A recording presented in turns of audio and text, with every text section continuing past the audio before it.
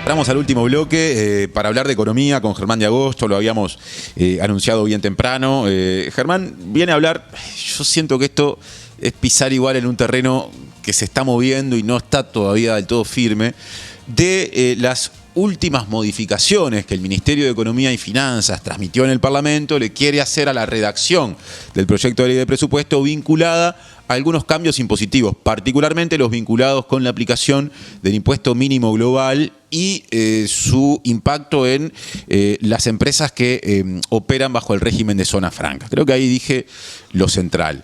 De lo que se sabe hasta el momento de esos cambios, que tampoco termina de quedarle muy claro, por lo menos a alguna de la gente involucrada en la discusión, pero bueno, son horas de ir definiendo eso.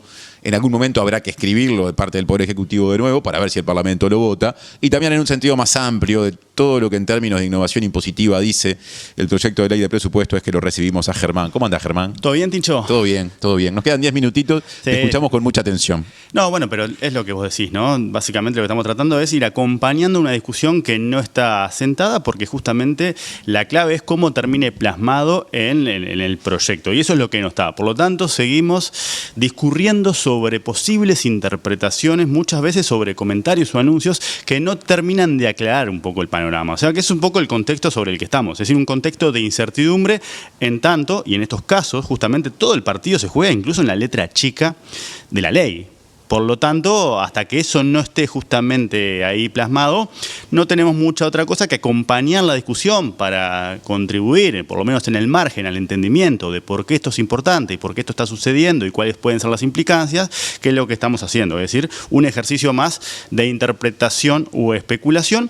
Y en particular ese ejercicio está concentrado sobre el impuesto o sobre la adopción de la parte doméstica del impuesto mínimo global. Nosotros hemos hablado, porque hicimos cuando se presentó la rendición de cuentas, básicamente el gobierno va a introducir un ajuste fiscal de 1.200 millones de dólares. 600 millones de dólares, es decir, la mitad de eso va a venir de cambios tributarios. Y en particular, ¿sí?, el 60% de eso va a venir de los cambios sobre este impuesto. Por eso es tan central la discusión, porque mucho de lo que del partido se juega con la recaudación de este impuesto. Que serían 360 millones de dólares anuales. 360 millones de dólares anuales de los 600 que se pretende recaudar con estas modificaciones tributarias, que se suman a los 600 millones de dólares que vendrían por la eficiencia tributaria. Dejemos eso por fuera y ahora lo que estamos pensando es, bueno, qué empresas van a quedar, qué empresas no van a quedar y cómo de alguna manera dialoga, ¿sí?, lo que es esta adopción o esta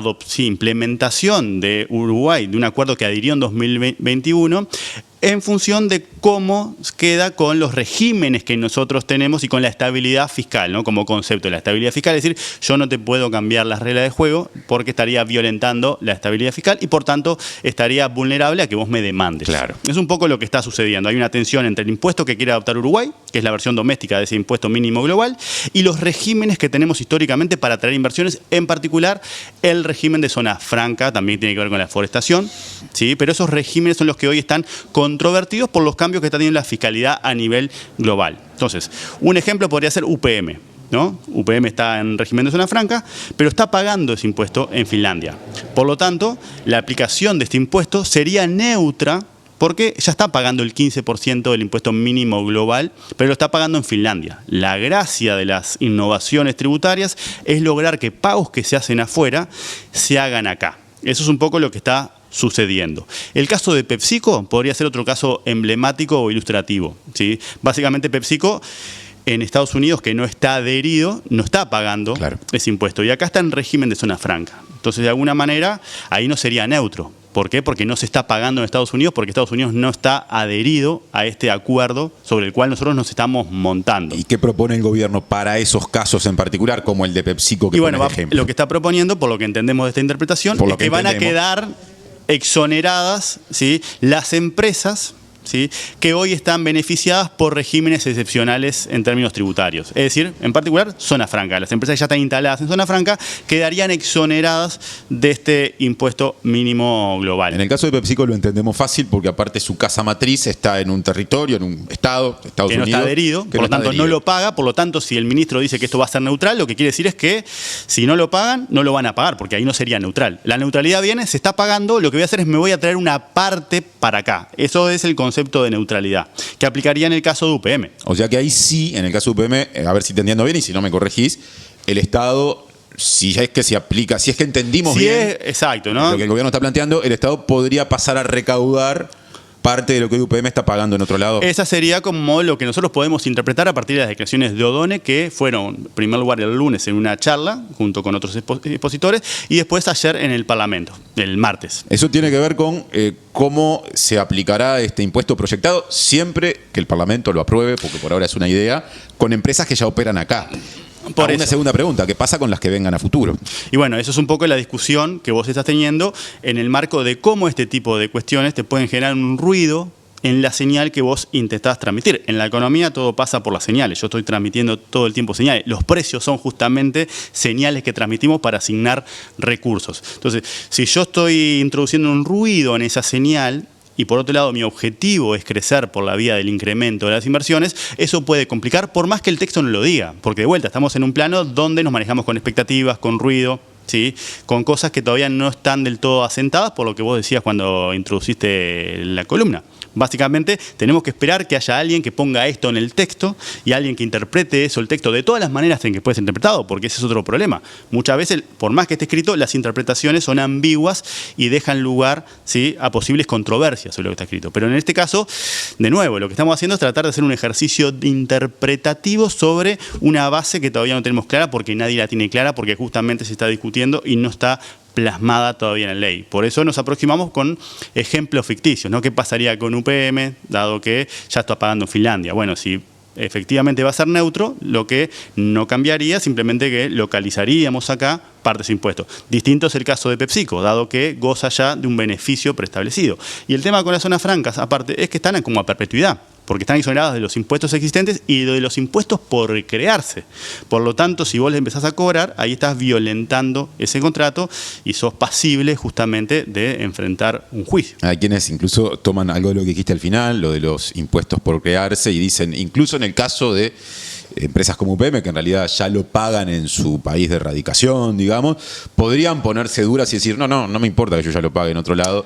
Exacto. Esto es un impuesto nuevo y para el Uruguay, entonces por ende no tengo por qué pagarlo. Y eso es lo que acá se está discutiendo con la OCDE, que fue lo que dijo Odone, ¿no? Estamos discutiendo, charlando con la OCDE. La OCDE nos habilita un waiver, es decir, un margen, ¿sí?, una excepción, si se quiere, la implementación de esto, para contemplar regímenes que nosotros tenemos y para evitar interrumpir esa estabilidad fiscal que viene por el respeto a esos acuerdos contractuales. En esos 360 millones de dólares que el gobierno proyecta recaudar con este impuesto, ¿está calculado, digamos, que buena parte de las empresas que operan en zona franca, más allá de que no conocemos la fórmula final, si esto se aplica, no pagarán? Es decir, ¿es un cálculo a menos, como quien dice? Bueno, lo que dijo el equipo económico es que esto no va a modificar la recaudación prevista. Es decir, los 360 millones que se dijo que se iba a recaudar cuando se presentó hace meses el proyecto, van a ser los 360 dólares que se van a recaudar una vez que se incorpore esta modificación. Lo cual, incluso admitido por el equipo económico, genera cierta suspicacia. Porque vos me decís, bueno, me vas a sacar empresas, pero eso no va a afectar la recaudación. O es que capaz que vos lo quisiste... ¿Para qué estamos discutiendo? Exacto, o capaz que vos lo quisiste hacer de forma más velada, ¿no? Como tranquilo, en el borderline de las reglas de juego. Y lo que está diciendo es, bueno, terminamos blanqueando con la OCDE que en definitiva tenemos esto. Eso podría ser otra cosa, porque si no, naturalmente, uno tiende a tener una aproximación de suspicacia, dado que la recaudación debería de cambiar si vos estás discutiendo qué empresas podrían quedar exoneradas. Sí. El tema es clave porque es el 60% del incremento de la recaudación previsto por modificaciones tributarias.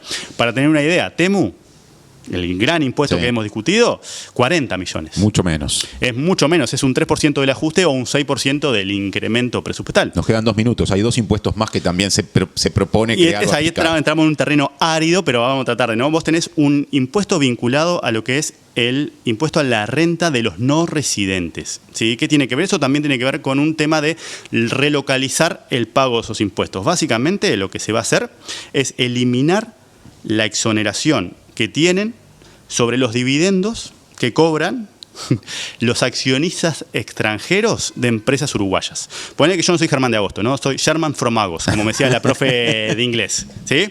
Yo soy un accionista, ¿sí?, de Estados Unidos que tengo acciones en una empresa uruguaya. Vos sos el Estado, ¿no? Vos hoy no me estás grabando, ¿sí?, cuando yo recibo los dividendos. ¿Qué son los dividendos? Es el cobro que le hace la empresa, el pago que le hace la empresa a los accionistas. Entonces, cuando Sherman Fromagos de alguna manera vaya a cobrar esos dividendos de la empresa que está en Uruguay, pimba, le encajamos el impuesto, el IRNR, impuesto el impuesto a la renta de los residentes. ¿Para qué? Porque eso se está pagando en el país, pero no se está pagando acá. Y de ahí vendrían 120 millones. Ajá, o sea, 40 TEMU, 120 el IRNR. Impuesto a la renta de los no residentes, ¿qué es eso? ¿No? Yo voy a cobrar, ¿sí?, impuestos por la distribución de dividendos. ¿Sí? Cuando a mí me pagan, yo efectivamente tengo que pagar por eso. 360 millones el impuesto mínimo global y nos queda uno más. Después te queda el impuesto a la renta, el IRPF al capital. Acordate que el IRPF tenemos al trabajo, IRPF 2 y IRPF al capital, que es el 1, ¿no? Desde 2011, ¿sí?, se están grabando, por ejemplo, los rendimientos de las colocaciones del exterior. ¿Qué son las colocaciones exterior en español? Básicamente yo tengo guita acá, ¿sí?, para invertir y la deposito en un banco en otro país. Eso me va a dar un interés, ¿no? Ese interés, ¿sí?, está grabado por IRPF desde el 2011. Lo mismo está grabado también los dividendos de acciones. Si yo tengo una acción, cada vez que me pagas acción, también tengo que pagar IRPF y también las rentas de propiedades que pueda tener afuera. Lo que no está grabado, justamente que es lo que se viene a grabar a partir de la ley del presupuesto, es la ganancia de ese capital. De vuelta, yo tengo una acción, la compré por 100, la acción valía $100 cuando ya la compré. Cada vez que yo cobro por esa acción, ¿sí?, a $100, estoy grabado por IRPF. Pero ¿qué pasa si esa acción se valoriza? Y en vez de valer 100, vale 150 al momento que yo la vendo.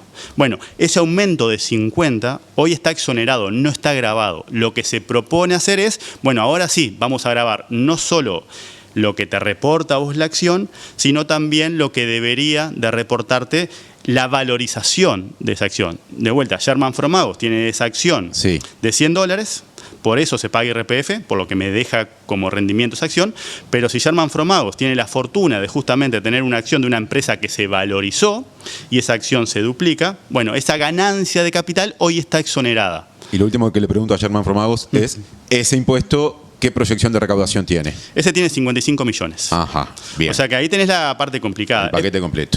Es paradójico que justamente la discusión se haya concentrado tanto en TEMU, pero bueno, eso se entiende por la dualidad que tenemos. Yo soy ciudadano por un lado, pero yo soy consumidor. Y como consumidor yo quiero comprar las cosas más baratas y acceder a más cosas. Pero como ciudadano quiero mejores servicios públicos, quiero un Estado que de alguna manera iguale oportunidades, que proteja al más débil. Y por lo tanto, cuando se tensionan, por ejemplo, en el caso de un impuesto al consumo, naturalmente entramos como esa disociación cognitiva entre nuestros dos yo.